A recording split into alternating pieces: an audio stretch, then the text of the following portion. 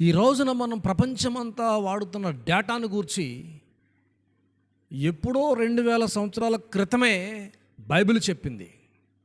ప్రపంచమంతా డేటా మీదే బ్రతుకుతారు, డేటాతోనే జీవిస్తారని. అది ఎక్కడో తెలిసిన ప్రకటన గ్రంథం 11వ అధ్యాయంలో చెప్తున్నాడు. నా ఇద్దరు సాక్షుల్ని 1260 దినాల పాటు ప్రవచించిన తరువాత వారిని చంపేస్తారు ఈ లోకస్తులు, అప్పుడు ఒకరికొకరు కట్నములు పుచ్చుకుంటారని చెప్పి రాసిందే బైబిల్లో. అది లోకమంతటా చూస్తారని చెప్పి రాస్తుంటుంది. అసలు అది రాసిన రోజుల్లో కానీ అంతా కలిసి ఒక 50 ఏళ్ల క్రితమే కానీ డేటా అనేది ఎక్కడుందండి? ఉందా? ప్రభువాక్యం చెప్తుంది డేటా వస్తుందని. ఆ డేటా ఆధారంగా మరి ప్రపంచమంతటా ఆ దేశంలో ఈ దేశంలో అక్కడ జరిగేది ఇక్కడ జరిగేది సమస్త లోకమంతా తెలుస్తుందని అక్కడే బైబిల్ చెబుతూ ఉంది.